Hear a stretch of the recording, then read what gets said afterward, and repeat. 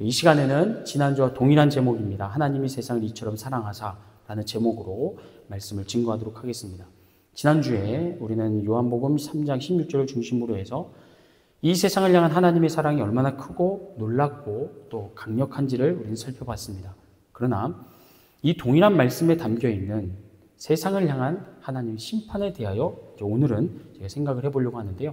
요한복음 3장 16절을 다시 보시면 하나님이 세상을 이처럼 사랑하사 독생자를 주셨으니 이는 그를 믿는 자마다 영생을 얻게 하려 하심이라 라고 되어 있지 않고 어떻게 되어 있습니까? 그 사이에 멸망하지 않고 라는 표현이 들어 있습니다. 요한복음 3장 16절은 일반적으로 하나님의 사랑을 가장 잘 나타내는 구절로 알려져 있습니다. 그래서 이 멸망하지 않고라는 표현을 그냥 쉽게 넘어가는 경우가 많은데, 그러나 그를 믿는 자마다 멸망하지 않는다라는 말 속에는 뭐가 이제 포함되어 있는 겁니까? 믿지 않는 자는 멸망한다라는 심판의 메시지가 포함되어 있다는 겁니다. 그리고 이어지는 18절에 보면 이 부분이 더 명확하게 드러나죠. 요한복음 3장 16절을 같이 읽습니다. 시작. 그를 믿는 자는 심판을 받지 아니하는 것이요 믿지 아니하는 자는 하나님의 독생자의 이름을 믿지 아니함으로 벌써 심판을 받은 것이니라. 아멘. 이처럼 세상을 향한 사랑, 하나님의 사랑과 하나님의 저주, 하나님의 구원과 하나님의 심판이 모두 다 누구 안에 포함되어 있습니까? 하나님의 역사 안에, 하나님이 주도하시는 그 역사 안에 포함되어 있다는 겁니다. 그런데 이 둘을 가르는 기준이 뭐라고요? 구원과 심판을 가르는 기준이 예수님에 대한 믿음의 여부라는 겁니다. 그래서 예수님을 구원자로 믿는 자는 하나님께서 구원, 영생을 주시지만 반대로 예수님을 구원자로 믿지 아니하는 자는 하나님께서 그를 심판 아래 두신다는 겁니다. 그런데 여기서 중요한 건 뭐냐면 그 믿음의 여부를 누가 결정하냐는 거죠. 누가? 여러분, 예수님을 안 믿고를 우리가 결정합니까? 지난 시간에도 이 부분의 말씀을 드렸는데 너무 중요합니다. 그래서 요한복음 1장 12절부터 13절을 다시 한번 우리가 읽어봅니다. 시작. 영접하는 자 곧 그 이름을 믿는 자들에게는 하나님의 자녀가 되는 권세를 주셨으니 이는 혈통으로나 육정으로나 사람의 뜻으로 나지 아니하고 오직 하나님께로부터 난 자들이니라. 아멘. 무슨 얘기냐면 우리에게는 하나님의 자녀가 되고 안 되고 하는 선택권이 없다는 겁니다. 예수님을 믿고 안 믿고에 대해서 우리가 선택하는 게 아니라는 거예요. 다시 말하면 우리가 예수님을 믿고 싶어서 믿은 게 아니라 하나님께서 우리를 하나님의 자녀로 그냥 택해 주시고 구원받는 믿음을 선물로 주셨기 때문에 그 덕분에 우리가 예수님을 구원자로 믿게 되었다는 겁니다. 그렇다면 반대의 경우는 어떨까요? 현재 예수님을 구원자로 믿지 않는 사람들은요, 하나님께서 그들에게 믿음을 주셨음에도 그들이 믿음을 거절했거나 혹은 그 믿음을 하찮게 여기고 갈배지 빈에다가 버렸기 때문에 예수님을 안 믿는가? 하나님 믿음을 주셨는데 그들이 믿음을 거절했기 때문에 안 믿는 것인가? 아니라는 겁니다. 하나님께서 아직 그들에게 믿음을 주시지 않았습니다. 그래서 믿지를 못하는 겁니다. 이처럼 믿음의 여부, 구원의 여부는 철저하게 하나님께 속해 있습니다. 하나님의 결정과 선택에 달려 있습니다. 근데 문제가 뭐냐면 이처럼 구원과 심판이 하나님께 다 속해 있다는 이 사실은 그분의 선하심과 정의로움에 대하여 의구심을 갖게 한다는 겁니다. 이거죠. 하나님이 왜 사람을 차별하냐는 겁니다. 왜 모든 사람에게 구원받는 믿음을 다 주시지 않는가? 왜 누구는 구원하시고 누구는 심판 아래 두시는가? 이렇게 불공평하신 하나님, 공평하지 않는 하나님을 과연 우리가 은혜와 사랑의 하나님이라고 말할 수 있는가? 라는 질문을 갖게 한다는 겁니다.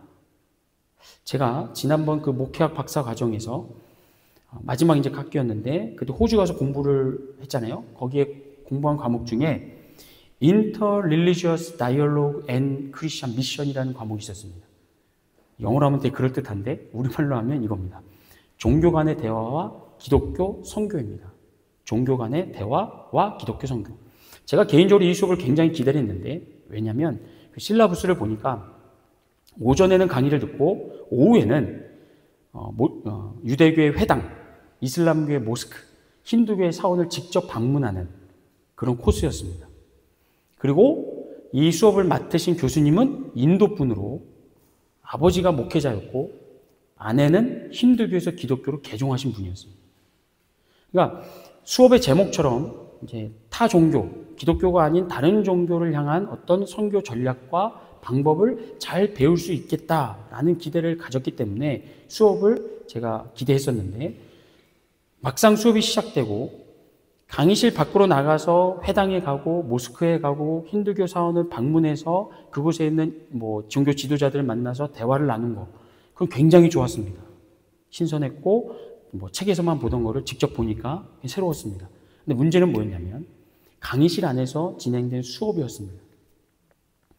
제가 기대했던 건 어떤 기독교의 선교 전략이나 타종교에 대한 선교 전략이나 방법이었는데 이 교수님은 어디에 무게를 두었냐면 종교 간의 대화에 무게를 뒀습니다. 그래서 타종교인을 만났을 때 그들을 전도 대상자로 보거나 무턱대고 예수 천국 불신족을 외치면 안 된다는 겁니다. 그래서 복음을 전하고 싶은 마음을 뒤로 하고 우선은 저들의 말을 경청해야 된다는 겁니다. 저들의 믿음을 존중해주고 나아가 저들이 갖고 있는 종교적인 어떤 열심, 어떤 열정, 거기서 우리가 배울 점을 찾아야 한다 등등 타 종교인과 좋은 관계를 맺는 부분에 대해서만 강조를 하셔서 제가 처음에는 가만히 있었습니다. 그렇지, 오늘날 교회가 얼마나 세상으로부터 배타적이다, 이기적이다, 욕을 먹으면 교수님이 저렇게까지 이야기할까. 처음에 공감을 했습니다.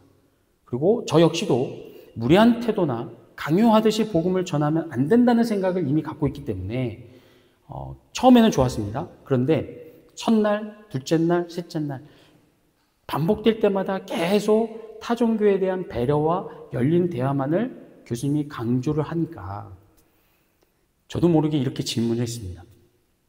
교수님께서 기독교 선교 전략의 일환으로 타종교에 대한 열린 마음과 대화를 강조하는 건 제가 충분히 이해를 하지만 제가 봤을 때 50년 전에 비해요. 아니 10년 전에 비해서도 현재 기독교는 타종교에 대해서 정말 많이 마음을 열었고 대화를 많이 한다고 저는 생각을 합니다.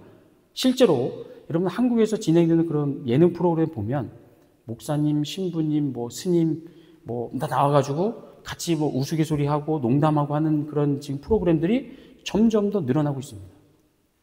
제가 그 얘기하면서 과연 이런 노력이 기독교 선교와 복음을 전파하는 데 얼마나 도움이 됐다고 생각하십니까?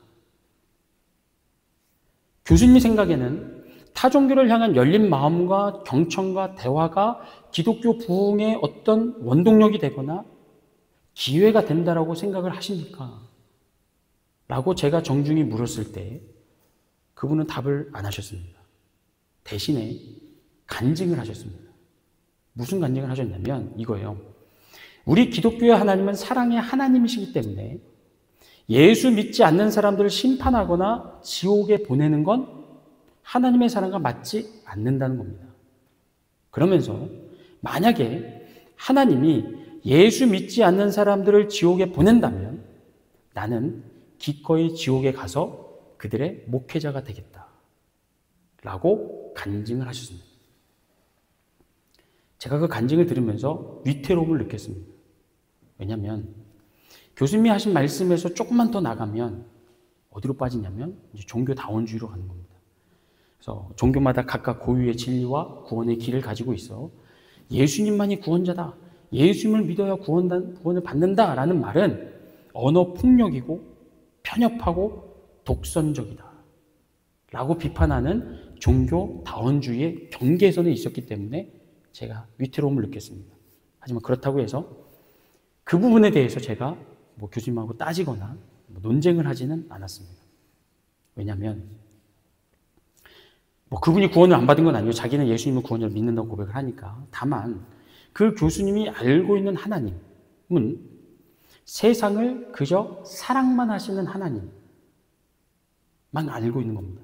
그래서 요한복음 3장 16절에 빗대어 말하면 그 교수님이 갖고 있는 하나님의 이해와 지식은 하나님이 세상을 이처럼 사랑하사까지인 거죠. 여기서 멈춰 있는 겁니다. 그런데 여러분, 만약에 제가 지금 예로 드린 그 교수님처럼 하나님 사랑에 완전히 치우쳐서 예수님을 꼭 구원자로 믿지 않아도 얼마든지 하나님의 자녀가 될 수 있고 기독교에서 말하는 구원을 아무나 다 받을 수 있다라고 주장을 하면 언뜻 보기에는 굉장히 뭡니까? 포용적으로 보이고 젠틀해 보이고 공평해 보일 수는 있습니다.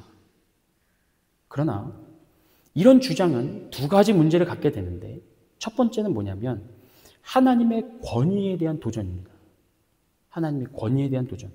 예레미야서 18장에 보면 하나님께서 오랜 불순종과 우상숭배에 빠진 남유다 백성들을 꾸짖고 그 심판을 경고하는 가운데 이 사명을 맡은 예레미야 선지자에게 어느 날 토기장의 집으로 가라 합니다. 너 토기장의 집으로 가라. 그런 다음에 하나님께서 그에게 보여주시고 말씀하신 내용이 예레미야서 18장 3절부터 6절에 나오는데 한번 보시겠어요? 말씀을? 3절 같이 읽습니다. 시작. 내가 토기장의 집으로 내려가서 본즉 그가 농로로 일을 하는데 진흙으로 만든 그릇이 토기장의 손에서 터짐에 그가 그것으로 자기 의견에 좋을 대로 다른 그릇을 만들더라. 네. 여러분, 토기장이가 진흙으로 그릇을 만들다가 망가지게 되자 어떻게 한답니까? 다시 뭉개고 반죽해서 자기가 원하는 그릇을 만들어냅니다. 이 모습을 보게 한 다음에 하나님이 예레미야에게 이렇게 말씀하세요. 6절 보세요. 6절 같이 읽습니다. 시작. 여호와의 말씀이니라 이스라엘 족속아 이 토기장이가 하는 것 같이 내가 능히 너희에게 행하지 못하겠느냐. 이스라엘 족속아 진흙이 토기장이의 손에 있음 같이 너희가 내 손에 있느니라. 아멘. 여러분, 하나님께서 토기장이라면 우리 인간은 뭐라는 거예요? 토기장이의 손에 들려있는 진흙이라는 겁니다. 그런데 이 진흙이 자신의 모양과 쓰임새를 스스로 결정할 수 있냐 말이죠.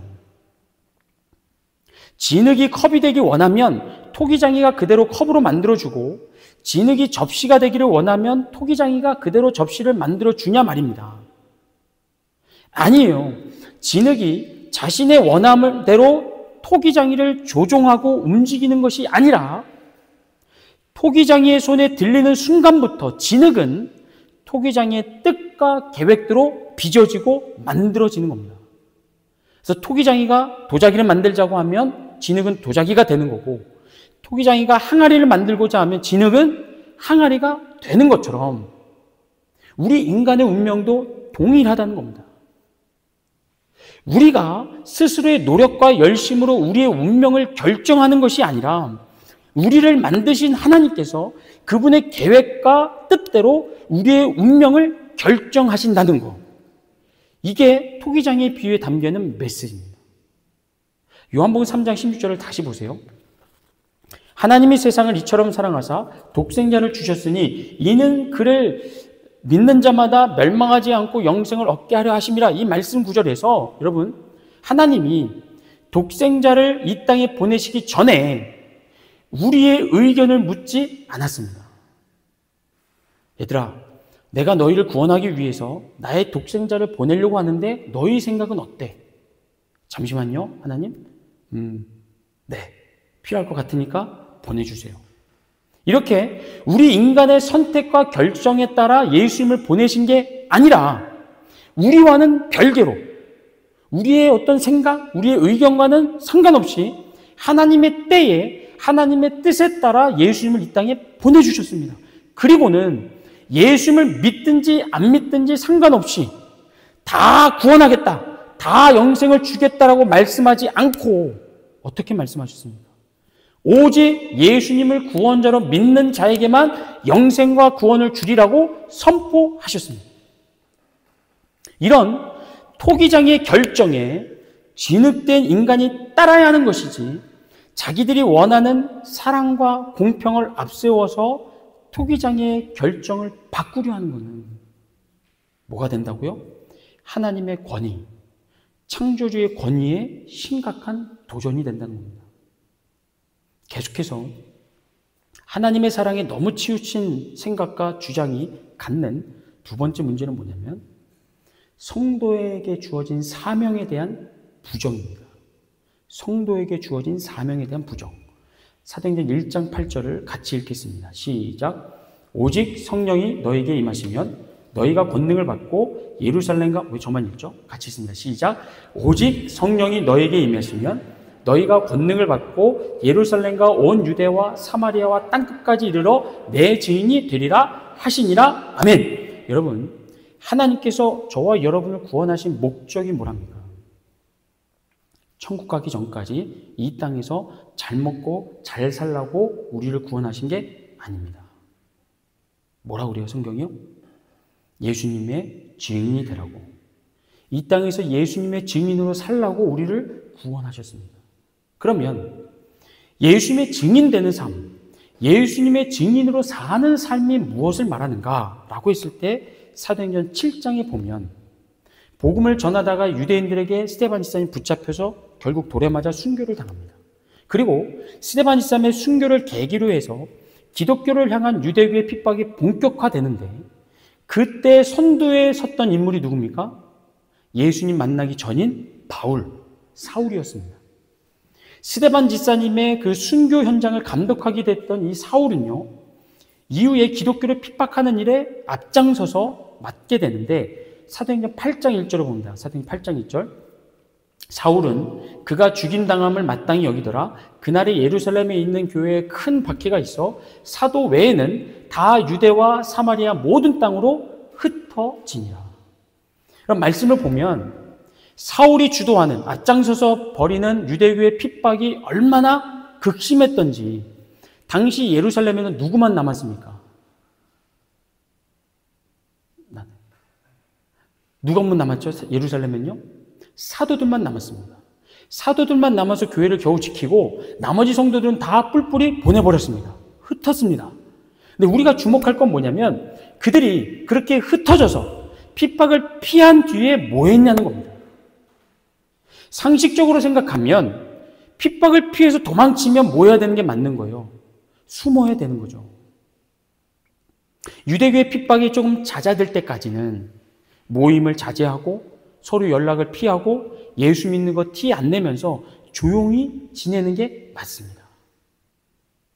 지금 자기 집을 떠나서 나간 거니까 집 없이 돌아다니다가 핍박자들에게 붙잡히면, 겁도 없이 돌아다니다가 핍박자들에게 붙잡히면 어떤 봉변을 당할지 모르니까 조용히 티 안 나게 숨어 있는 게 맞습니다.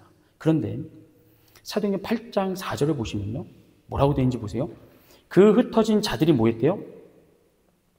숨어 있었대요. 뭐라고 되어 있습니까? 두루 다니며 복음의 말씀을 전했다고 되어 있습니다. 아무 일이 없을 때야 복음을 전하든 노방전도를 하든 괜찮잖아요. 그런데 지금은 그럴 상황이 아니었다는 겁니다. 복음 때문에 핍박을 받고 있는 상황이에요. 그러니까 위험천만하게 복음을 전하기보다는 일단은 먹고 살아야 하니까 먼저 살 집을 구한다거나 일거리를 찾는다거나 일단 상황을 지켜보는 게 상식적으로는 맞습니다. 그런데 우리가 말씀에서 보시는 것처럼 사도행전 8장의 성도들은 핍박을 피해서 뿔뿔이 흩어진 곳에서도 가서 또 복음을 전했다는 겁니다. 그 이유가 뭐냐 말이죠.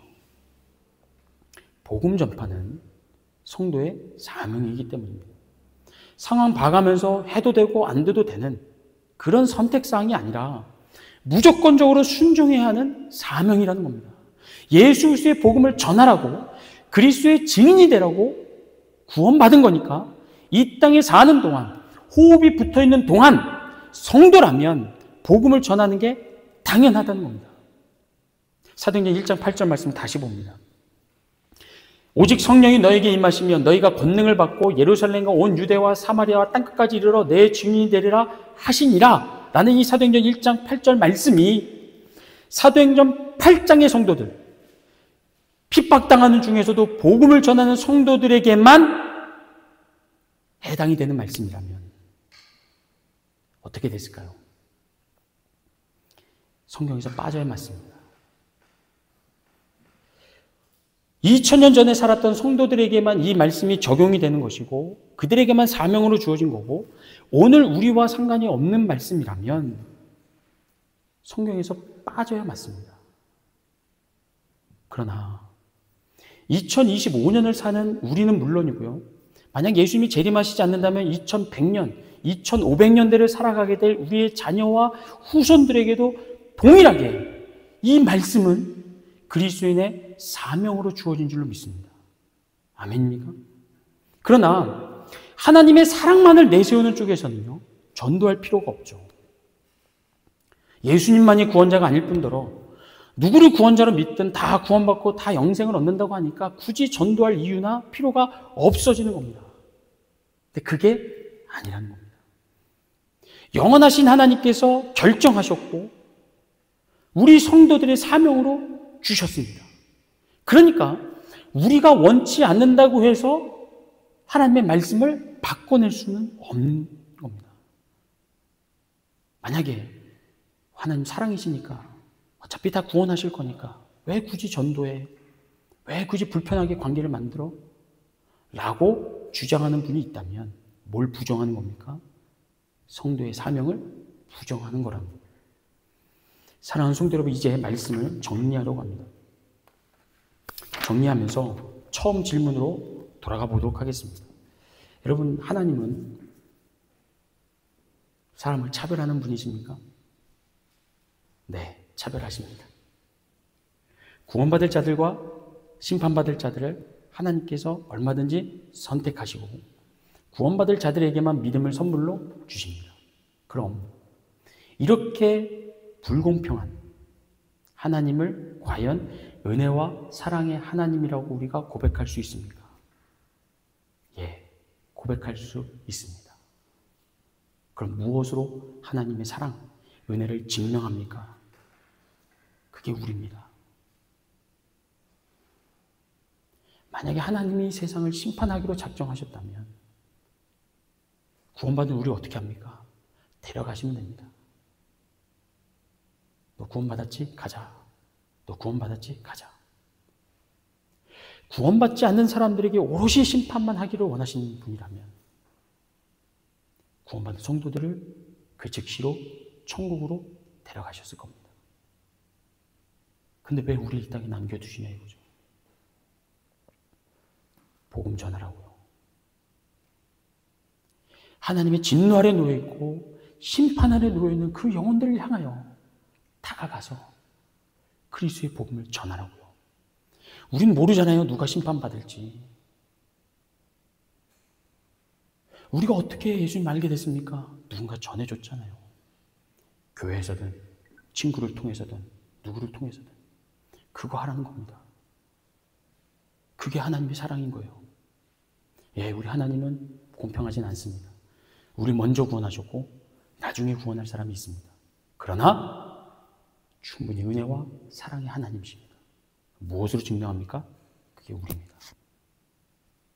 그러니 우리가 침묵하면 세상은 하나님을 계속 오해할 겁니다.